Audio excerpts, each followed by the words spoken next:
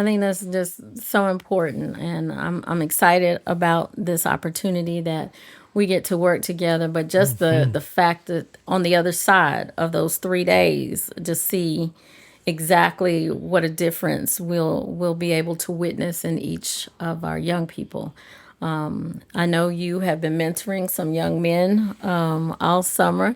I see the change even since I've been around in their maturity, and they're so respectful and helpful. So it's just been amazing to see how you've rubbed off on them, and and some of the values that are in direct alignment with a brighter day, and some of the things that we have been working with the youth here in this community as well as Thomasboro. And then, I mean, students come from everywhere, or scholars come from everywhere, and we love on them no matter what. So I just I admire the fact that, because I'm most men, to have some boys with them many days of the week. Whew, I tell you, that's quite a challenge. Most don't even want to spend that time, and that's being truthful, with their own children. But to have others and you're pouring into them. Tell us about that. What made you want to be the solid mentor for It was these an young it men? was an answered prayer, and you said something that I'm thankful. I'm thankful that God has given me resources for them, but I'm thankful for them. Here's the reason why. That on that day that I see the Lord, I'm not going to see him in pain, but because I had young people around me that checked me, that showed me the model that needed to be shown. I feel like even right now that I'm in a better place because they have helped me as much as and sometimes I don't see it as much as I have helped them. Like, for instance, I remember, and I give them an opportunity to really speak, especially when we talk about the word. One of my nephews, he said, I don't just want to talk about the gospel, I want to be the gospel. Oh, I said, okay, so you wow. done got me together just in that statement. Wow. Because how many of us talk about it? And today we were talking about what you hear, because what you hear, what you ultimately become. We went in scriptures, and we got to guard our heart and guard our hearing, right? That's right. And so what and the other caveat to this, I prayed and I asked God, give me an opportunity with them to be able to pour into them and to give them, show them an expected end and in a more excellent manner. And it hasn't always been good, because from time to time challenges arrive. And I told him, I said, everything that's on the inside of you that we know is not pleasing to God, let's meet it so we can teach you some a more excellent way, teach you another behavior. And it's been adventurous. Last week we was invited by one of our constituents in the community, Hearts United. They had an opportunity to go boating and fishing and such. We had an opportunity to go to Atlanta, Georgia, to because I wanted them to understand the power Dr. King had, and Yes. how he utilized that power to do good. And a lot of times people think it's just only for blacks.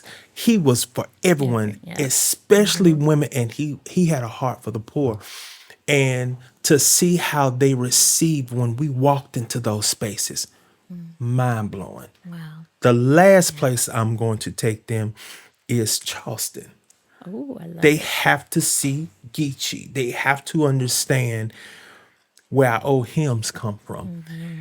And I'm definitely going to take them to the African American Museum so they can see the monument where the bodies was brought in, to Yeah. understand the shoulders that they walk on, and how God through his power brought us over. So in short, being around my nephews, they have really empowered me to be a better, greater version of me, because there's some things that I'm constantly keeping under the blood. Like, God, I want to represent you in the most manner. I don't want, and this is my lasting prayer I've been praying here lately.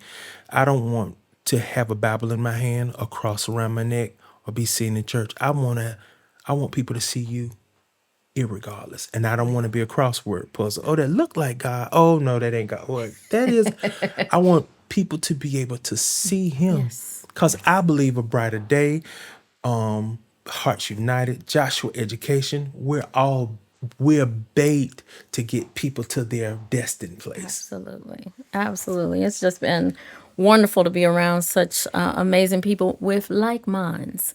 I think that's just so critically important in this thing called community. I had someone approach me the other day about something that wasn't in alignment with anything that we have going on right now. And I was like, it's not that I think what you're doing is great. It's just right now we're on a journey. And I want to stay very focused because, whenever you get on a journey that God has told you to do, there will be distractions. And I was like, and no disrespect to what you have going on, but this would be a distraction to what we are supposed to be focused on right now. And for us That's is, powerful. yeah, just growing our Break Every Chain program, and then all of the massive things that I see happening here at the community hub and the food pantry. Just amazing. And thank you so much for allowing the boys to help out with the food pantry and around here at the hub. They've just been such great helpers. So I'm going to shift a little bit away from, our passion for the young people. And let's talk about our amazing seniors for just a little bit. That's another passion that I have, and one of our shifts that will be happening here at the hub. We were granted $250,000 grant from the county to make renovations here to make it much more pleasing for our seniors and those that may be challenged mobilely. So we'll get those things going very, very soon, and we're very grateful for those funds. We need to keep them coming, though, because we still need that, again, times two. So we have a lot of work to do here in this place. So let's talk about the Big Beautiful Bill and your experience with AmeriHealth. We've been very thankful for AmeriHealth supporting our efforts in bringing community together. So thank you for being, that voice and just to go in and take charge. So we got some really wonderful things happening here because of that partnership.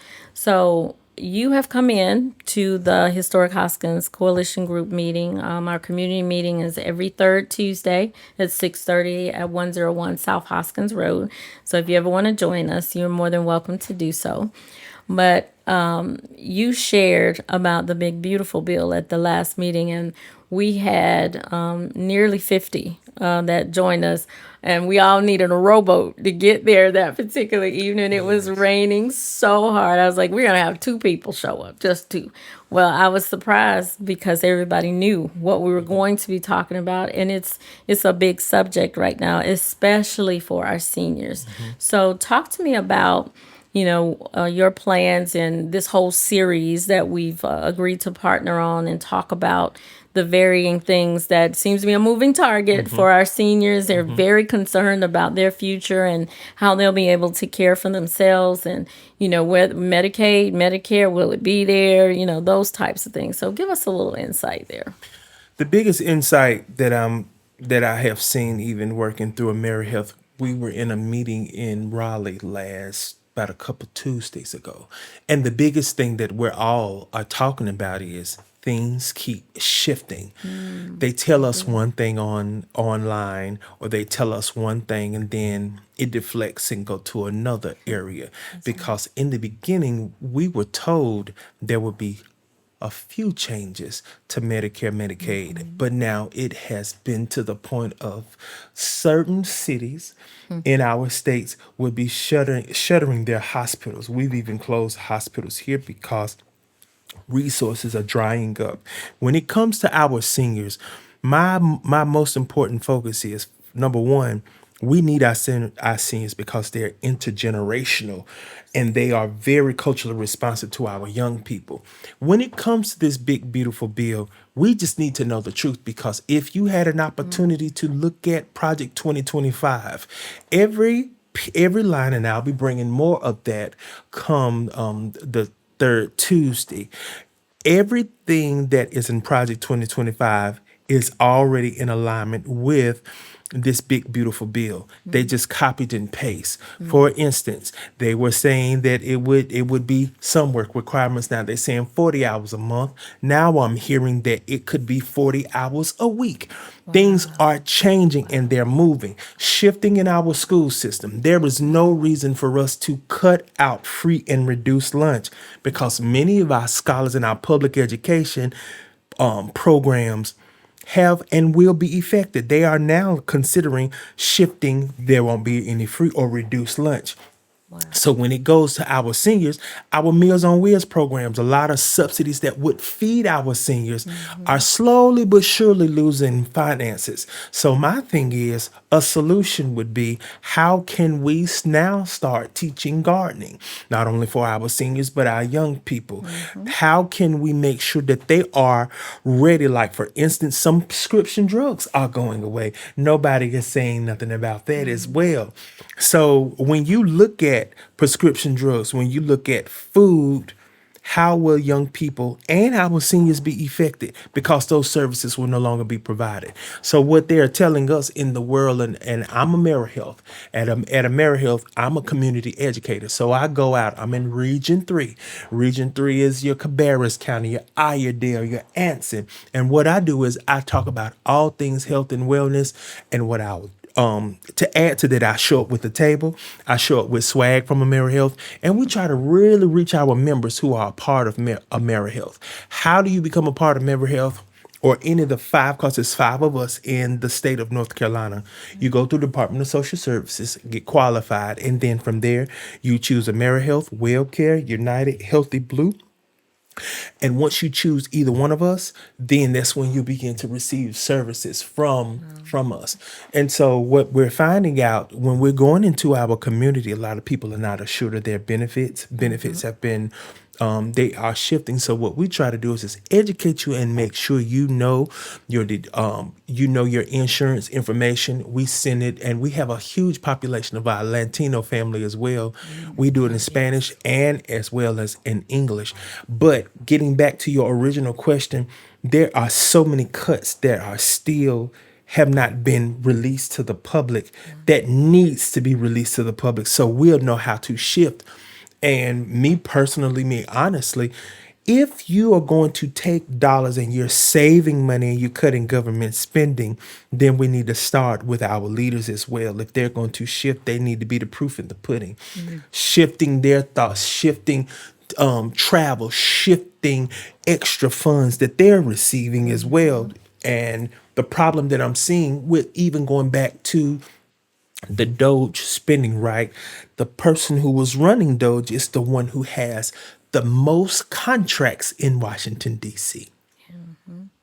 So if he would shift, they would shift a lot of the spending. Yes, there's cuts that need to happen everywhere in all arenas, in education, for the betterment of everyone. Lastly, this thing of DEI, people were mad. They thought that DEI was only for one population of people, and it wasn't. There were many people who benefited from DEI, just like many people who benefit from an initiative. Back in the day through college, you had certain percentage of young people that would get accepted in certain colleges and such. So if we go back, it was affirmative action. That's it. That's the word. Yeah, It was that's it. affirmative action. And so Affirmative action. Yep. many people benefited from affirmative They action, did. just like many people benefited from DEI. But now people are now running scared. And what I try to tell people, don't operate in fear, operate in wisdom. That's right. We have to educate you on the big, beautiful bill. We got to educate you on Project 2025 because it's 916 pages. And when you put information in that from a very hard place, some people won't be apt to read it. But now it's affecting our lives, even down to tariffs. A lot of our seniors, and I'm seeing them show up at a brighter day, as well as Hearts United for Good. They run out of groceries. They don't have That's right. they don't have groceries. They don't have their medicines. And now, one particular senior that I'm working with in my family, we're now going to the doctor to get a health plan. And this is a solution, especially if you've been on certain medicines for so long and they're costing you thousands and thousands of dollars. First off, there should be a generic brand, but also What other healthier options do that need to be put in place that I can be doing to be able to improve my health? That's Because right. I admire what you are doing now with from a nutritional standpoint, Yes. with looking at foods and liquefying fruits and Hmm. such, because I think that's going to help teach us as these things are closing in on us how to be able to still be nutritious in where we are now. Absolutely. Sustainability. If they won't assist us with it through the programs that have been established over all these years, how do we make ourselves sustainable? And so we will be starting our juicing, and I'm going to have an expert come in and teach about canning. My grandmother she Oh tried. man, my grandmother used to teach, and it was She tried. I was like, oh, I was busy wanting to do other stuff. But I think it's just very, very, very important. And we're going to have the raised boxes here to grow our own produce. So you're assisting us with that as well. So I'm truly excited to see, how good partnerships work for the greater good of this community and well beyond, because we have people traveling up to 2 hours away to get here to our food pantry. When you hear some of the stories and some of the things that they are going through some of the programs that have been cut or whatever is happening right now with food stamps, if anybody can fix it, you need to fix it, because everyone that is due their monies for food stamps should be able to get it. But there's something going on with the process where their monies are being held up. And so they are not able to get food and to supplement until their but monies kick see, in. don't mean to interject, but No, meant to no. interject. What you just said right now, we have been told those processes will not be effective for such a long time. But today, in real time, we have people still waiting on their resources from the government. Wow. Wow. So we have to take matters into our own hands. And that is to, and African American people have been able to be just warriors in this particular category. We know how to make it through. I don't care if Yes, it's man. pinto beans and cornbread or buttermilk and cornbread or whatever the case may be. A pot of soup. Pot of soup, a thing of spaghetti. We know how to stretch a meal and make it do what it do to get the family through. So now we just have to be smart. It's right there. They're telling us all of these things that And are they about to have been happen, telling and they us. are. So They now have been here telling we are. us. We're here. But you bring up a good point. Family. Look at how separated we have became as a Yes. family. Yeah. Now we're being forced back, I believe, through the hand of God to come back as a family. Like for instance, even raised garden beds. You grow cantaloupe and cauliflower. I'll grow greens and beans. And therefore we can barter and we can split. That's right. We can make meals that last. Look at some time of our food waste. Look at how we've thrown food away. Look at how Yes. we are it's such a convenience. And I remember, speaking on family, my great grandfather, Luther Kearns, had 20 plus acres in Huntersville. Wow. And I remember when I initially tasted the food, I was like, "Ooh, it wasn't good because it was processed." But to have that same flavor now, I would love to have it. I would love for my young people to understand, hey, this is where food come from and how it's made. And I think that they'll get a greater appreciation for understanding resources, because I tell every young person I work with, don't bombard your parents with so much. They have enough. But if you can bring something to the table by being resourceful, by learning how to grow, and that's one thing. Speaking of that growth thing, young lady by the name of Miss LeJeune Thompson, she has an amazing partner. She's an amazing partnership, and she is teaching people how to grow from the Dollar Tree. Take a box, Wow. get you some seeds. You don't have, even if you don't have acreage, you can grow out of your house. Those spices, those vegetables, It's very it true. can definitely be done. But you Okay. sparked something that's very interesting in this family, and I do believe God is about the family, and He is bringing us back together again. Absolutely. Well, it has been absolutely amazing having you on today. We've learned a ton of information, and I just want to say thank you for all of this. And I mean, we'll have you back because we have some amazing things that we'll continue to do together in community. Again, we are grateful for all of the support of each of the programs and just giving of yourself because let me tell you something, he will jump right in there, be sweating and everything, and just barking out orders, telling people what to do. And we are all just getting in line to do whatever it is that is necessary for the greater good, as I stated before. So, again, thank you so much Thank you. for being here today. So, of course, here we are at the end of another amazing podcast with a brighter day.